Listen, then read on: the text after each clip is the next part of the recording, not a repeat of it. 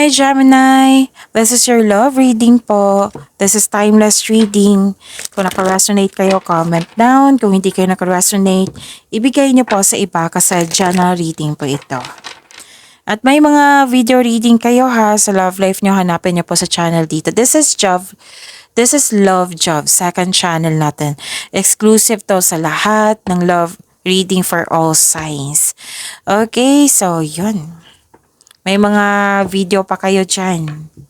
Baka makaresonate kayo. Spirits guide. Ano po yung gustong sabihin ng person ni Gemini sa kanya? I need 4 cards po. Please don't hate me. I'm for ghosting you. Please don't hate me for ghosting you. You didn't deserve it.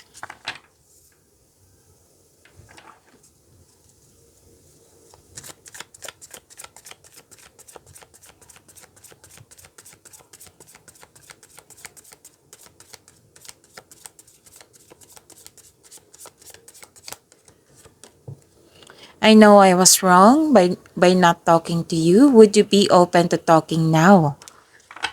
Ito yung lagi kong na babasa sa inyo. It might be sa monthly reading nyo, weekly reading nyo, or ngayon na reading, kailan to? Sa May 5 na reading. Okay? So, kasi may tao dito ang gusto magkipagkita sa iyo, gusto niyo maghingi na sorry sa iyo. At ito lumabas siya. Humingi siya ng second chance. Gusto niyang makipag-usap sa iyo. May question lang ako dito. Magagalit talaga yung tao pag mag-ghost, diba? Oo. So, sabi niya dito, please don't hate me for ghosting you. You didn't deserve it. Ano pa yung gusto sabihin ng person ni Gemini? I fear you will never forgive me. Ano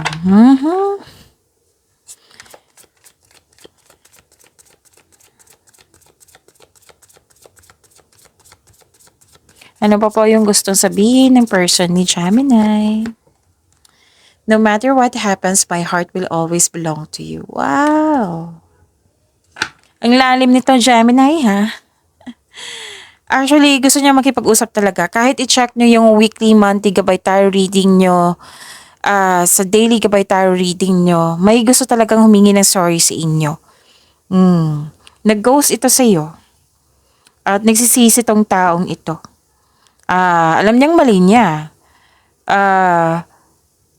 Okay?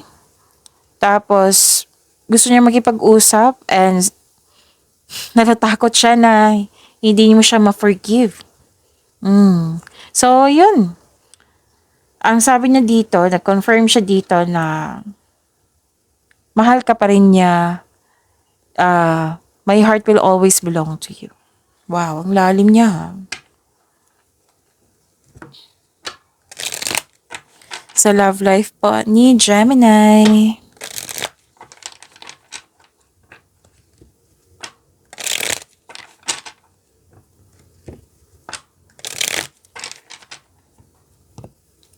Love life po ni Gemini.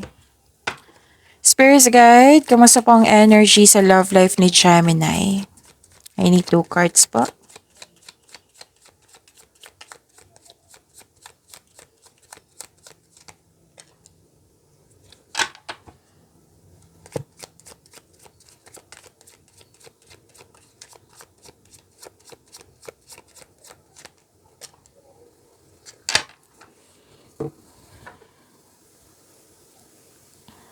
Kamusta na, Gemini?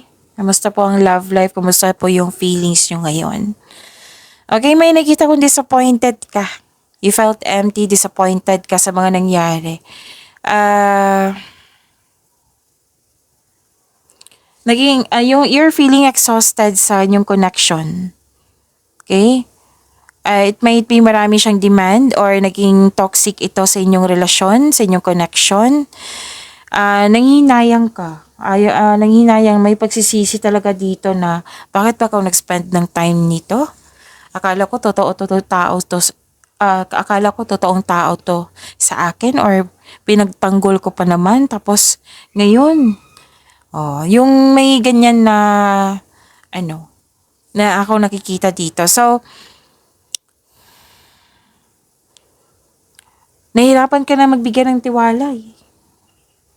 Actually, naging practical dito si Gemini. Once na pag nabigo ka ng isang tao, na paulit-ulit na, yung sagad na talaga yung pasensya nyo. Alam niyo na, parang walang chance yung taong yun. Pero, di ba? Mahirap magsalita ng patapos. Pero sabi naman dito na nag-move on na kayo. Sabi na, tama na, nag-move on na ako. Okay na yun, tama na yun. You're walking away, nag-move on na kayo.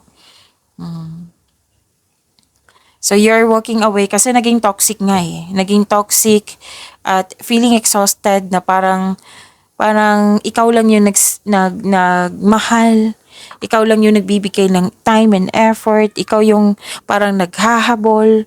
Tapos, ano to? Enough na. Sabi mo dito. Actually, feelings mo to eh. So, this is very genuine from you. Naging brangka ka. Oo. So, kasi nga, ayaw mo na sa mga toxicity. Enough na. Kumbaga, it might be na tinetreasure mo yung mga happy moments nyo. Pero yung mga toxicity, ayaw mo talaga ma-experience na. Pwede tong sa matalik mong kaibigan, pwede din sa person mo nga. Na malapit sa iyo. Actually, ready ka dito na willingness. May willing talaga. Yung gusto mo talaga na okay na, tama na. Nag-walk away ka na, nag-move on ka na. Hindi ka umiiwas dito. Hindi siya parang enough na. Yung in-embrace mo yung freedom mo. I am sure na sinaktan ka talaga ng masyado nito. Yung nasaktan, yung naubos talaga yung pasensya mo. Yung sagad na sagad na. Lalim naman. Spirits guide, challenges na ma-overcome sa love life ni Gemini. I need 2 cards po.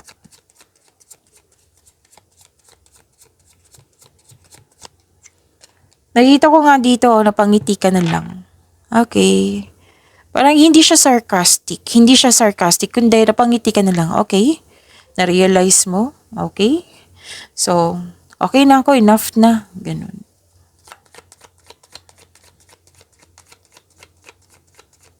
Naubos to eh. Naubos si Gemini. Tumalikod ka na talaga.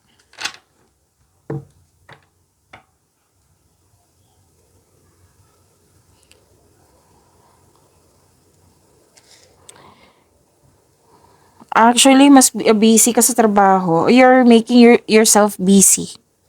Kulang ka ng pahinga, oh. Ayaw mo lang mag-isip sa mga nangyari. You're avoiding of self-reflection. Oo. Parang hinahayaan mo na. Hinahayaan mo yung sitwasyon. Hinahayaan mo yung tao. Kasi you're enough na. At nakikita ko rin yung energy niya dito na gusto niya, naging aggressive eh. Aggressive po siya. Kayo, relax. Relax, kalma. And you're putting boundaries na. May limitation or putting boundaries na. Kumbaga, hindi ka na makaulit. Hindi ka na pwedeng saktan ako. Ganon. Kasi enough na yun. So, okay. Marami kang natutunan sa connection nyo. Ang unang nakikita ko dito nagbigay ito ng wisdom message sa iyo. So may natutunan ka sa mga nangyari sa inyong connection. Actually, you're showing your kindness. Kaya nga yung sabi ko dito, magaan yung energy nyo dito na enough na, tama na. Kumbaga, dyan ka lang. Yung hindi mo siya bibigyan ng pagkakataon. Ganon. You're showing your kindness nga eh. Kumbaga, binibreak mo yung tradition before para makasama lang siya, para magkaroon lang kayo ng connection. Now, you're following the path. Yung si God na talaga ang bahala. Wala ka lang pinipilit na sitwasyon. Oo, hindi mo pinipilit mo yung sarili mo or hindi ka na humihingi ng simpatya, kundi you trust God. O, malaki ang tiwala mo kay God na si God nang bahala sa iyo. Yan yung nakikita ko. Marami kang natutunan talaga. And you are into then sa sa kung if ever man mag-welcome ka ng panibagong buhay pag-ibig, yung gusto mo bago tapos ayaw mo ng laro, gusto mo seryoso, gusto mo yung yun na may magaganap na kasal, pamamanikan, kasal. You are, may strong belief ka na sa romance and partnership. Actually, ang ilan nga sa inyo dito, magpapakasal na. Or it might be may connection ka na sa ibang tao. Wow. Ang lalim. Gemini. So, check nyo yung mga ibang video nyo ha. Marami na kayong video ngayon sa love reading. So, check nyo po sa channel natin. Andito po sa Love Job channel natin. Kamusta po yung feelings ng person ni Gemini? Ano po yung ginagawa niya ngayon? Kamusta na po siya ngayon? At ano yung next action niya? Ano po yung gusto niyang sabihin kay Gemini?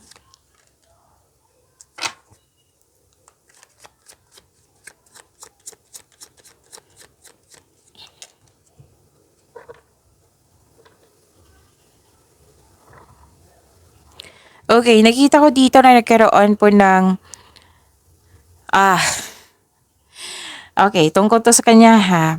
Kasi may nararamdaman ako ngayon na hindi siya mapalagay. Kumbaga intense, hindi siya mapalagay, naging aggressive siya at yung naghahanap ito ng solusyon. Yung punong-puno na yung isip niya, kamusta na kaya si Gemini? Ano yung ginagawa niya? May chance pa ba ako? Basta punong-puno na siya. Gusto niyang bigyan ng period. Gusto niyang bigyan ng aksyon para magkaroon na ng kasagutan, magkaroon na ng solusyon. This person is finding a solution. Kaya nga may mga attempt dito. Gagawa siya ng aksyon. Actually.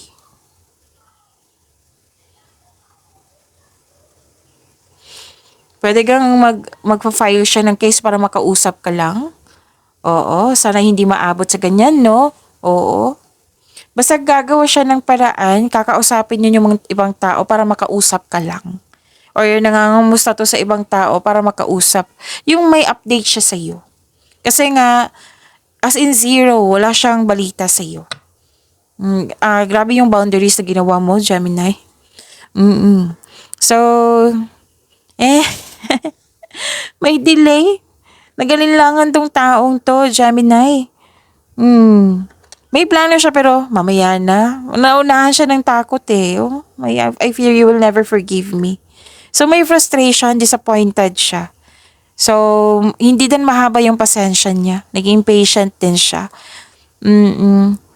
So, yun. Hindi siya matahimik kasi may disconnection kayo. Gusto ko niyang makausap. Pero, yun nga. Sa Monday na lang. Pag Monday na, sa Friday na lang. Mga ganun. Nagpo-postpone. So, yun. I-check nyo po yung mga ibang video nyo, Gemini. Marami po dito. So, maraming salamat po.